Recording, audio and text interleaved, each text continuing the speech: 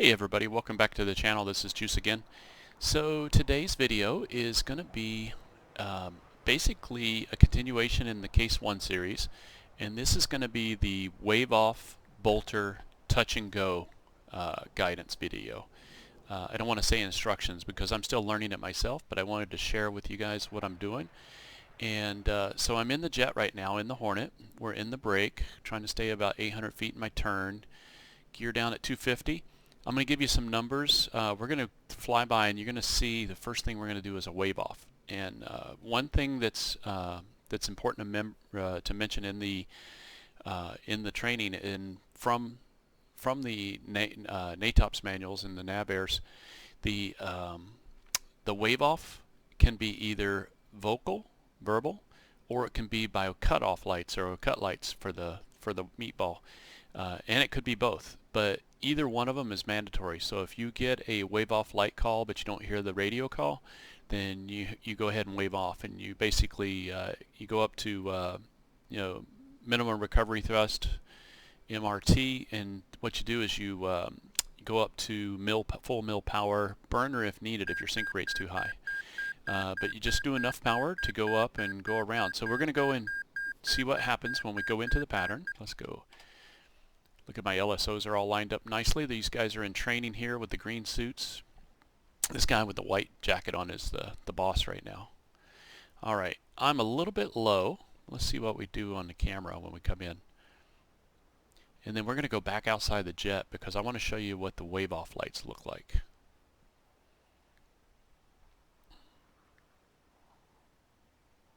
So up until this point, we've already covered all of the stuff in the pattern, including the groove, and now we're talking about the touch and go, the bolter, and the wave off and stuff.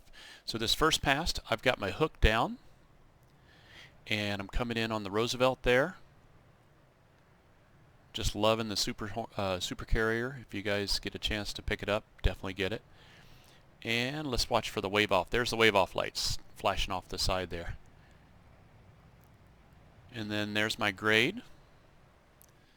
Okay, so now after a wave off, you want to start to climb, use enough thrust to recover, climb, and you want to climb to about 600 feet and steer to BRC without going over the center line of the ship. You don't want to go cross over the center line of the bow of the ship and everything. So we're going to climb up to about 600 feet, and I'm in a little turn right now in the climb.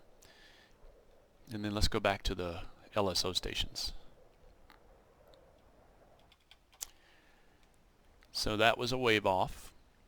And then I come in for a second approach here, and we do another wave off and stuff. So there we go. Now one of the things that I want to talk about here too, we'll watch out here for the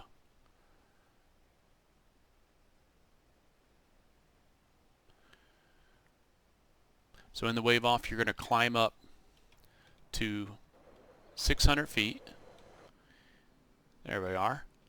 And what you'll want to do is you'll want to sequence yourself. If there's other traffic in the break, in the pattern, you'll want to look up at that traffic that's breaking at your 800 feet above you. You'll want to look at that and space out your speed so that you can sequence yourself in between anybody in the break, either somebody in front of you or somebody behind you. Now the LSO will kick you off the approach if you have enough fuel, or they'll ask the other people to spin it. If they have enough fuel and you don't have enough fuel, they'll ask you to spin it. So in this mission right here, I've got 4.8 fuel state right now. I've got my bingo set for 3,000, and that shows up on the LSO's board. You can see right there, there's juice, 4.8. And then let's go in, let's see this. Alright, this is another wave off call that I did. If you guys haven't noticed by now, I'm using the replay track, which is pretty cool. So far it's working good.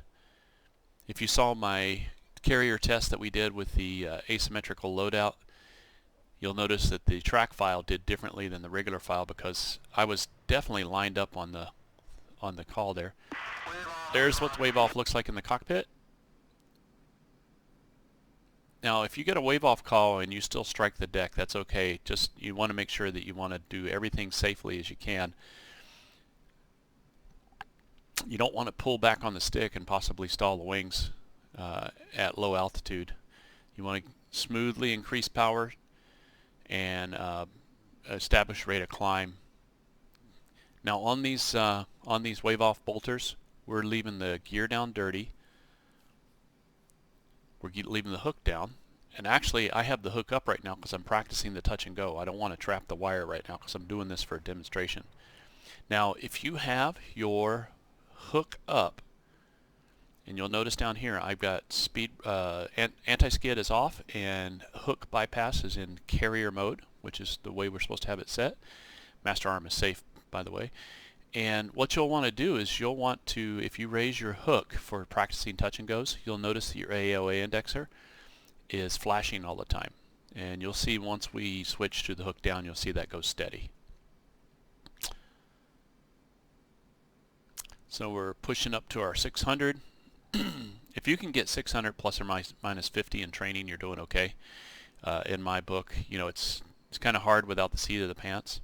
So if you remember from T45 training that you know, if you go to the T45 CB Ops training manual, you're shooting between 1 and 1.4 or 1.5 nautical miles. Between 1 and 1.5 nautical miles of beam. We were 1.2 at the wires.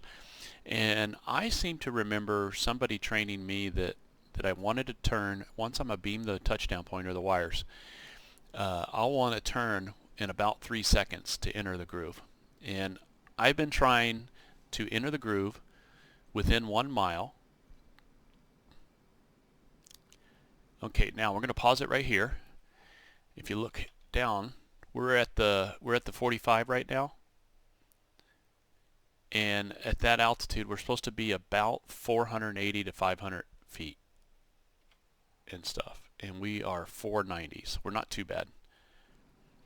And then let's see how well that puts us on the ball call and the ball pickup coming in.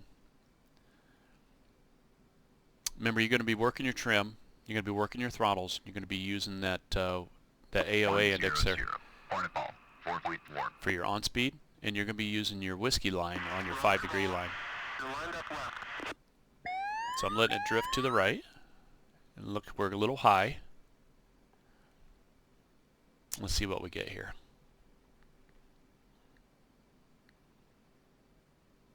I think I get another wave off here for being out of position, but it might be a bolter. Let's see.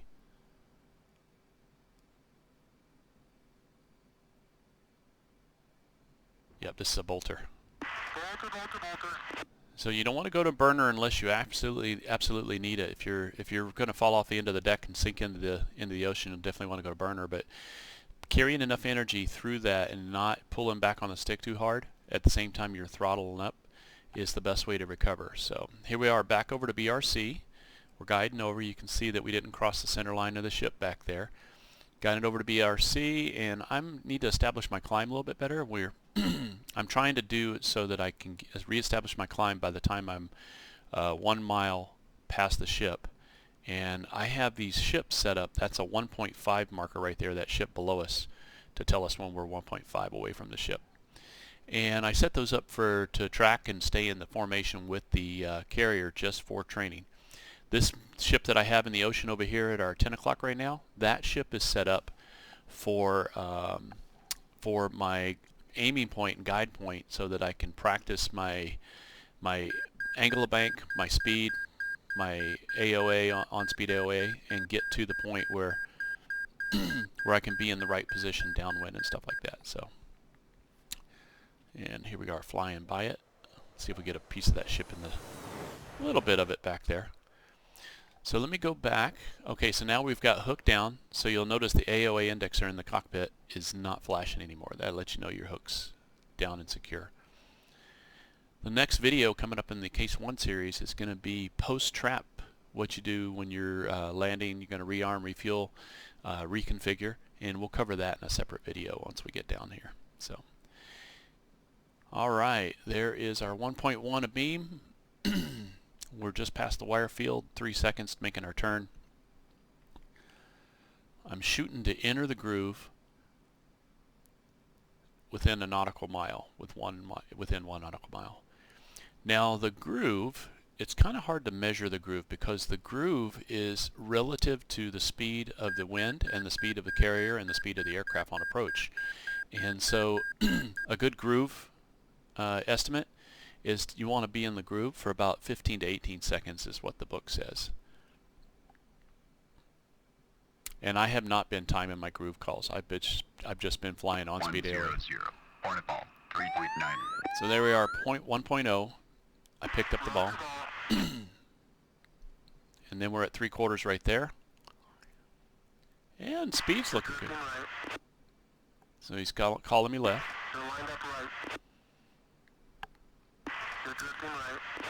Little bit left. Alright, let's see what happens here. It looks like I'm going to be high. There's the wave off. Remember, wave off is mandatory. Follow the wave off call. And then I'm looking over here, see if there's anybody in the break. Anybody overhead? Nope, clear. Checking in front of me. Remember, you're going to be under control, so ATC is going to let you know if there's a contact going to bump into you, but you still want to make sure you check your airspace. I have known people that have been killed because they were cleared into airspace when someone else was cleared in that same airspace. So human factors, human error is a possibility. So always check your airspace before you go up to it, even if you're cleared into it.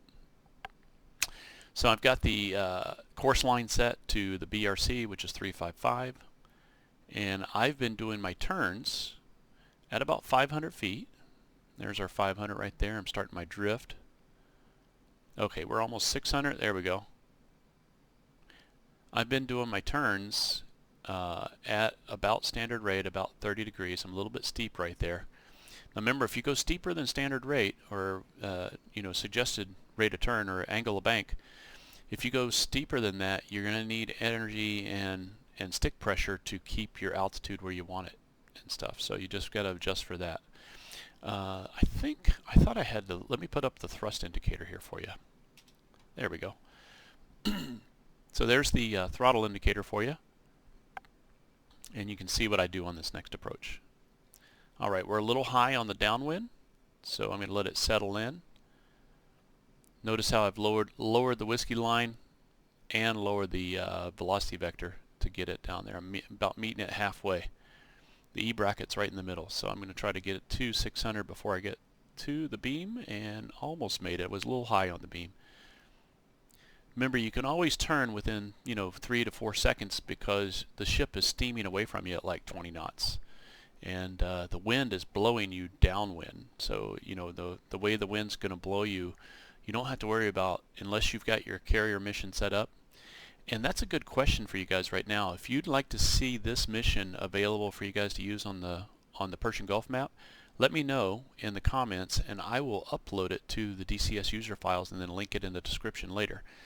And I'll even put it out in my community feed, the link to the mission file. Okay, we came in low that time.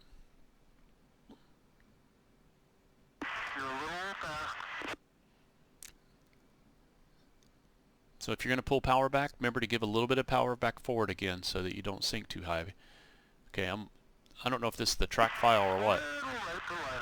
Yeah, this is definitely the track file. Yeah, this is definitely the track file. Look at this. This is the corrupt track file right here. Because look at that.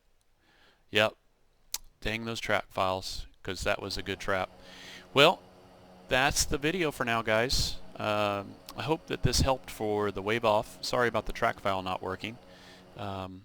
It's just one of those things where I just flew this profile perfectly, except for I was off by altitudes and airspeeds here and there, and it's just bad that we don't have good track files to bring up for training and for review and stuff like that. So hopefully ED will get that fixed.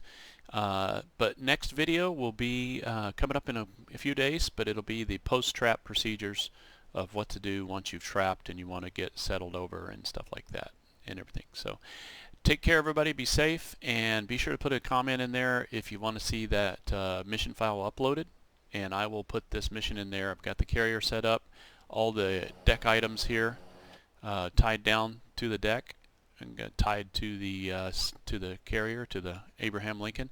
Got the ILS set, the frequency set, everything, the mission briefing with the altimeter settings and everything, and the weather for you. So I can put that up there. I'll go ahead and tweak this mission a little bit and get it ready to upload. But if you want to see it, let me know, and I will throw it up in the user files on ED. Take care, everybody. Cheers.